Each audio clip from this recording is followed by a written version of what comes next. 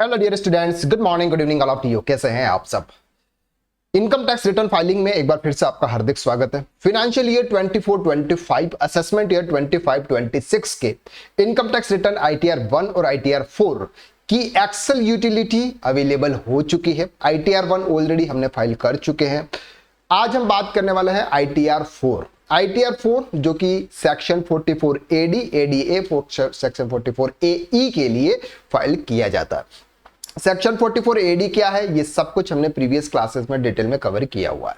आज हम बात करेंगे कि सर एक्सेल यूटिलिटी के माध्यम से आप आईटीआर 4 किस तरह से फाइल करते हैं। फाइनेंशियल ईयर 24-25 के जावा यूटिलिटी और online income tax return filing अभी तक शुरू नहीं हुई है, बहुत कम समय में वो भी शुरू हो जाएगी। उसके भी लेक्चर्स हम नए अपडेट करेंगे।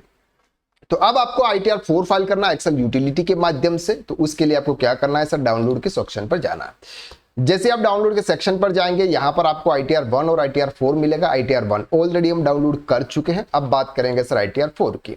आईटीआर 4 की एक्सेल यूटिलिटी है जिसको हमें यहां से करना है डाउनलोड। ये है 31 मई 2025, यानी कि आज ही ये यूटिलिटी इनकम टैक्स पोर्टल पर अपडेट हुई है। तो यहां सर हमारा इनकम टैक्स आईटीआर 4 रिटर्न जो है वो अब डाउनलोड हो चुका है। अब उसको करना है ओपन। ओपन होने में थोड़ा सा आपको टाइम लगेगा।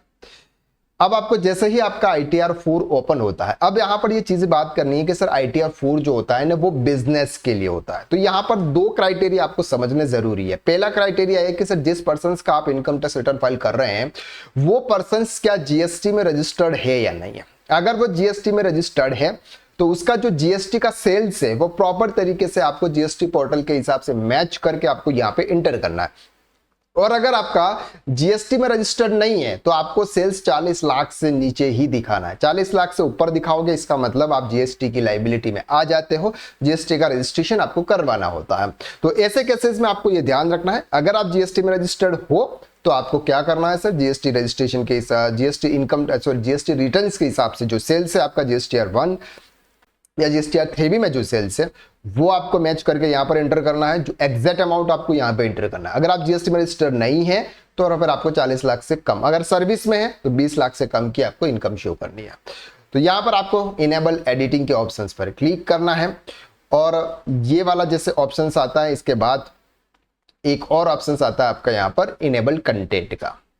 तो यहां पर आपको इनेबल कंटेंट के ऑप्शन पर क्लिक करना है, इसको आपको कर देना है ओके। इसको हम थोड़ा सा जूम कर लेते हैं ताकि आपको अच्छी तरह से विजिबल हो। तो यहां पर सर ये हमारी यूटिलिटी है आईटीआर 4 की, और ये यूटिलिटी किसके लिए है, इसमें इस बार क्या चेंजेस हुए हैं ये सभी आपको बहुत अच्छी तरीके से मालूम है। और हमने टाइम टू टाइम पर आपको यूट्यूब के माध्यम से अपडेशन दिए हुए हैं। सबसे पहले बात करते हैं कि for example individual HUF and firms other than LLP being a resident having total income up to rupees 50 lakh and having income from business and profession which is computed under section 44 AD, ADAAE and having long term capital gain under section 112A up to rupees 1,25 lakh। दो चीजें हैं, एक है अगर आप business में है, service के प्रोफेशंस में है, तो यहां पर आपका जो इनकम्स है वो इनकम आपकी 50 लाख रुपीस से नीचे होनी चाहिए। और आपका अगर कोई कैपिटल गेन है, capital gain under section 112A share markets यानी कि इक्विटी शेयर्स या फिर म्यूचुअल फंड अगर आपने परचेज किए वहां से अगर आपको कोई कैपिटल गेन हो रहा है और उसकी वैल्यू कैपिटल गेन की वैल्यू यानी कि सेल्स माइनस परचेस और जो बीच का जो डिफरेंस अमाउंट प्रॉफिट है वो प्रॉफिट अगर हमारा 1,25,000 रुपीज तक है तो उसको आप बिजनेस के साथ में आईटीआर 4 में ही शो कर सकते हो। ये इस यूटिलिटी के अंदर यानी कि इस साल में ये एक नया चेंजेस आया है। तो यहां पर 25-26 आपका असेसमेंट ईयर आ गया है। अब आपको क्या करना है सर, सिंपल यहां से आपको इंपोर्ट प्रीफाइल करना है। इंपोर्ट प्रीफाइल हमने आईटीआर 1 के अंदर डिटेल में देखा था। आपको यहाँ पर इंपोर्ट प्रीफाइल के ऑप्शंस पर जाना है, ओके प्रेस करना है और जो आपकी यूटिलिटी जो भी थी जेसोन फाइल आपकी थी वो आपको यहाँ पे सेलेक्ट करनी है। तो ये थी सर, इसको हम यहाँ पर कर लेते हैं ओके। ये यूटिलिटी हमने आईटीआर 1 के समय जो डाउनलोड की थी उसी यूटिलिटी को हम यहाँ पर अभी यूज कर रहे हैं। तो यहाँ पर ये डेटा सर हमने यहाँ पर फिल कर दिया है और थोड़ा सा टाइम लेगा। आपका सिस्टम किस टाइप्स के हैं, तो अगर आपका सिस्टम थोड़ा सा स्पीडली वर्क करता है, उसमें रैम अच्छी है तो जल्दी कवर होगा, अदरवाइज उसको लोड होने में, उसको सभी जगह पे एडजस्टमेंट करने में उसको थोड़ा सा टाइम लगता है इस यूटिलिटी को। ठीक है, तो यहां पर सर क्या हो गया, ये यूटिलिटी अभी भी अपडेट हो रही है। अब ITR4 सर इतना इजी नहीं है, अब इस चीज का थोड़ा सा ध्यान रखें। ITR1 हमारा तो बहुत ही इजी था, लेकिन ITR4 थोड़ा सा कॉम्प्लिकेटेड इसलिए होने वाला है कि यहाँ पर हमको छोटी छोटी चीजें ध्यान में रखनी है। ठीक है, चलो सर, तो यहां पर हमारी पूरी डिटेल्स आ गई। फाइल अंडर सेक्शन, अब यहां पर सर आप कौन से सेक्शन के थ्रू रिटर्न फाइल कर रहे हैं। नेचर ऑफ एम्प्लॉयमेंट आपको यहां पर करना है तो आप अदर्स ही आएंगे सर।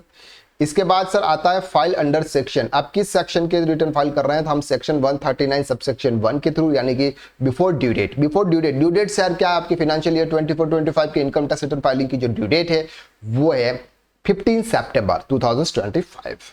तो यहां पर सर हमने क्या कर दिया, उसको सेक्शन 139 सबसेक्शन 1 हमने यहां पे सिलेक्ट कर लिया। ठीक है, अब सर हमको थोड़ा सा ड्रॉप डाउन करना है और सबसे इंपॉर्टेंट पार्ट आता है सर आपका ये वाला part. Have you exercised the option under section 115 BSc subsection 6 of opting out of new tax regime in form 10 IEA in assessment year 24-25? ये बात कर रहे हैं सर, इस साल की बात नहीं कर रहे हैं कि आप इस साल में आप ऑप्ट आउट कर रहे हैं या नहीं, ये प्रीवियस ईयर की बात कर रहे हैं। यानी कि फाइनेंशियल ईयर 23-24 असेसमेंट ईयर 24-25 का जब आपने ITR4 फाइल किया होगा या फिर जो भी रिटर्न्स आपने फाइल किया, उस रिटर्न में क्या आपने वो वाला रिटर्न्स ओल्ड टैक्स रिटर्न्स के थ्रू रिटर्न फाइल किया था या नहीं किया था। अगर आपने ओल्ड टैक्स रिटर्न्स के थ्रू रिटर्न फाइल किया था तो आपको यस क्लिक कर यस सेलेक्ट करना है। अगर आपने नहीं किया था तो आपको नो सेलेक्ट करना है। और यहां पर एक और ऑप्शन आता है नॉट एप्लीकेबल का। ये नॉट एप्लीकेबल सर किसके लिए, ये उनके लिए जिनके लिए 10 IEA एप्लीकेबल ही नहीं था। ITR1 या ITR2 अगर आपने फाइल किया तो एप्लीकेबल नहीं था। ITR3 ITR4 अगर आपने फाइल किया तो वो उनके लिए एप्लीकेबल था। अब यहां पर आपको चेक करना है प्रीवियस ईयर के रिटर्न में जाके कि उन्होंने कौन से रिजाइन्स के थ्रू रिटर्न फाइल किया। अगर उन्होंने न्यू टैक्स रिजाइन्स के थ्रू रिटर्न फाइल किया है तो आप इस ऑप्शन को क्या करेंगे सर, नो कर देंगे, क्योंकि हमने ओल्ड टैक्स रिजाइन्स को ऑप्ट नहीं किया। तो यहां पर ये जो ऑप्शन है ये सभी आपकी क्या हो जाएगा सर, हाइड हो जाएंगे। इसके बाद आता है sir please select no even if form 10 IAS file due date of assessment year 24-25. Do you wish to opt out new tax regime for current assessment year? Sir क्या इस साल जो आप जो आप रिटर्न फाइल कर रहे हो, क्या ये रिटर्न्स आप ओल्ड टैक्स रिजाइन्स के थ्रू रिटर्न फाइल कर रहे हो या फिर न्यू टैक्स रिजाइन्स के थ्रू फाइल कर रहे हो। तो यहां पर सर आपको जो रिजाइन्स के थ्रू फाइल कर रहे हैं वो, तो हम यहां पर न्यू टैक्स रिजाइन्स के थ्रू फाइल कर रहे हैं, इसलिए हम यहां पर क्या करेंगे सर, नो कर देंगे, क्योंकि हमें ओल्ड टैक्स रिजाइन्स के थ्रू रिटर्न फाइल नहीं करना। अगर आपको ओल्ड टैक्स रिजाइन्स के थ्रू रिटर्न फाइल करना है तो आपको 10 IEA फॉर्म आपको फिल करना हो। वो सब हम प्रैक्टिकली आने वाले क्लासेस में डिटेल में देखेंगे। ठीक है, आज हमारा फर्स्ट ये यूटिलिटी आई है इसलिए हम इसको क्लास को रिकॉर्ड कर रहे हैं। बाकी प्रैक्टिकली पूरी तरह से हम इनकम टैक्स रिटर्न फाइल करेंगे, उनका कंप्यूटेशंस प्रॉपर तरीके से बनाएंगे और वो क्लासेस हम वहां पर रिकॉर्ड करेंगे। ठीक है सर, चलो तो अब यहां पर बात कर रहे हैं कि 7th प्रोविजन जो कि हमने ITR1 के अंदर देखा था, इस ऑप्शन को आप नो कर देंगे, क्योंकि यहां पर अगर आपके लिए एप्लीकेबल है तो आप यस कीजिए, अदरवाइज इसको नो कर दीजिए, ये भी नो रहेगा। चलो सर, अब बात करते हैं sir income from business and profession. तो यहां पर इनकम्स आपको नहीं डालनी है, उसके लिए आपको बिजनेस एंड प्रोफेशन का अलग से हेड दे रखा है।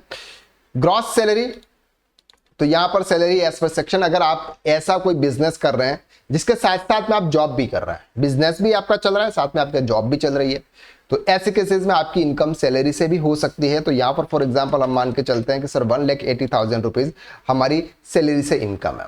ठीक है, सैलरी से हमारी इनकम कितनी है सर, 1,80,000 रुपीज। तो यहां पर हमने 1,80,000 रुपीज हमने देख दिया, 75,000 रुपीज का आपको स्टैंडर्ड डिडक्शन मिलता है।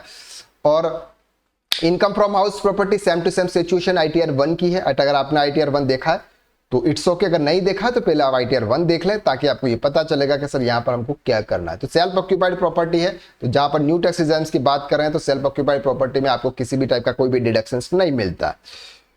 इनकम फ्रॉम, ये तो हमारा सर आ गया। अब बात करते हैं इनकम फ्रॉम अदर सोर्सेज की, तो हम ये मान के चलते हैं कि सर हमारी फॉर सेविंग बैंक अकाउंट से इंटरेस्ट है और वो इंटरेस्ट है हमारा सर 12,000 रुपीज। फॉर एग्जाम्पल आपका जो इंटरेस्ट है वो कितना है सर, 12,000 रुपीज या 20,000। अब इतना इंटरेस्ट तो सालाना मिलता नहीं, अगर आपके ज्यादा पैसा अगर आपके सेविंग बैंक अकाउंट में पड़ा है तो फिर आपको वहां पर इंटरेस्ट मिलेगा।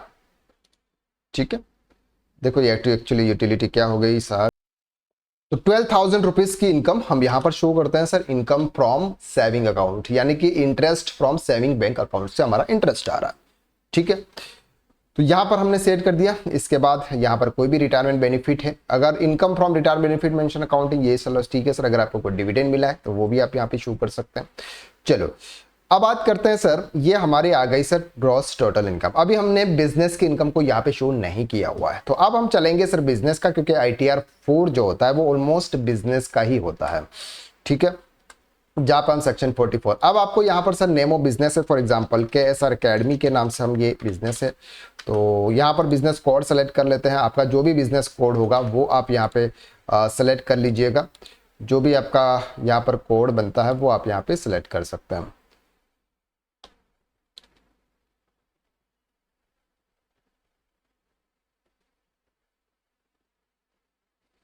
ठीक है, चलो डिस्क्रिप्शन में अगर आपको कुछ लिखना है तो आप लिख सकते हैं। देखिए यहाँ पर हम सेक्शन 44 एडी के थ्रू फाइल कर रहे हैं, हम तो ये सिर्फ आपको ऐसे बता रहे हैं, आपका जो भी होगा वो आपको शो करना है। अब आता है सबसे important part, column number E1। ये क्या कहता है sir, gross turnover, gross receipt. अगर आप GST में रजिस्टर्ड है, ध्यान से समझना, GST में अगर रजिस्टर्ड है तो GST के पोर्टल के हिसाब से GST को प्रॉपर तरीके से मैच कर ले। जो अमाउंट आपके GST रिटर्न के अंदर GSTR 1 GSTR 3B के अंदर आउटवर्ड सप्लाई में शो हो रहा है, वो सेम अमाउंट यहां पर आपको इंटर करना है। यहां पर कोई भी चेंजेस आपका नहीं होना चाहिए। अगर आप GST में रजिस्टर्ड नहीं है, ऐसे पर्संस का आप इनकम टैक्स रिटर्न फाइल कर रहे हैं जिनका GST में रजिस्टर्ड नहीं है, तो ऐसे केसेस में आपको 40 लाख से कम अगर आपका बिजनेस है तो, और अगर आपका प्रोफेशन है तो 20 लाख रुपीज से कम शो करना। इस चीज का बहुत अच्छी तरीके से आपको ध्यान रखना है सर। तो फॉर एग्जांपल हम ये मान के चलते हैं कि सर 12 लाख रुपए का हमारा सेल है।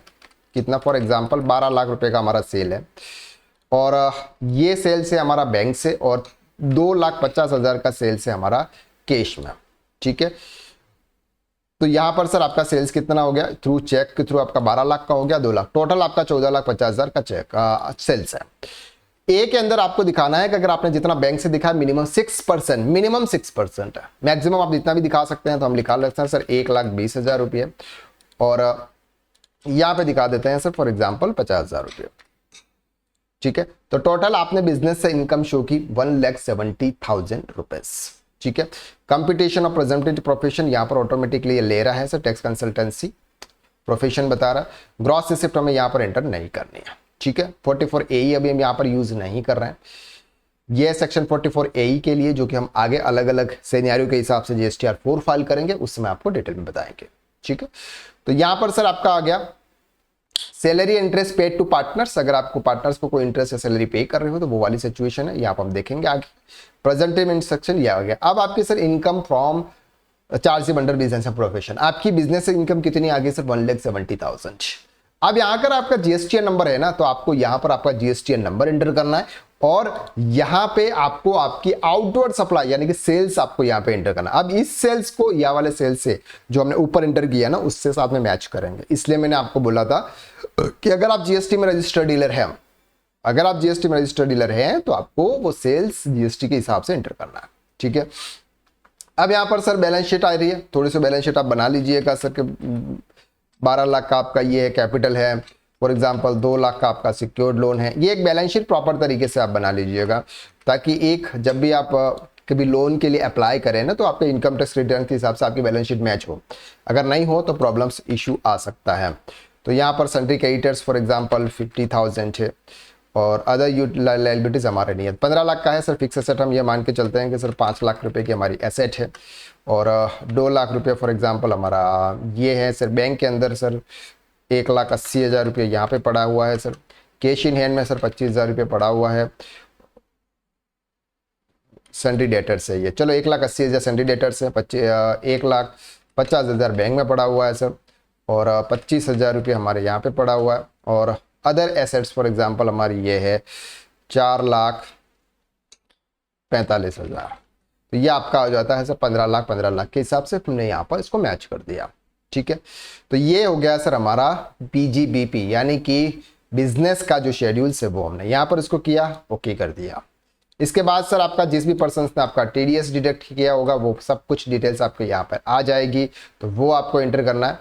अब बात आती है सर आपके आईटी की। अगर आपने कोई एडवांस टैक्स या असेसमेंट टैक्स का पेमेंट किया हुआ है तो इसकी डिटेल्स आपको यहाँ पे प्रोवाइड करनी है, ठीक है। टीसीएस अगर आपका किसी ने कलेक्ट किया है तो वो आपकी डिटेल्स यहाँ पर आ जाएगी।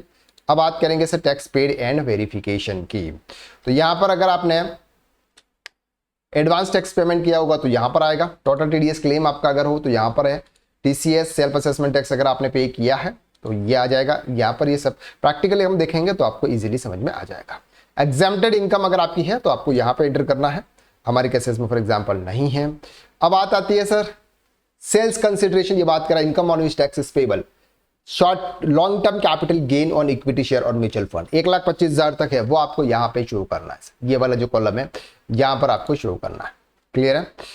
आपकी बैंक स्टेटमेंट आ गया, ये आ गया सर, सब कुछ ये आ गया। अब आपको वापस जाना है सर और यहाँ पर आपको करना है वैलिडेट। ये नॉर्मल डिटेल्स आपको यहाँ पे प्रोवाइड कर देनी है और नॉर्मल डिटेल जाना है, वैलिडेशन के ऑप्शंस पर जाना है। Mandatory mobile number 2 is mandatory sheet module, please enter 10 digit mobile number.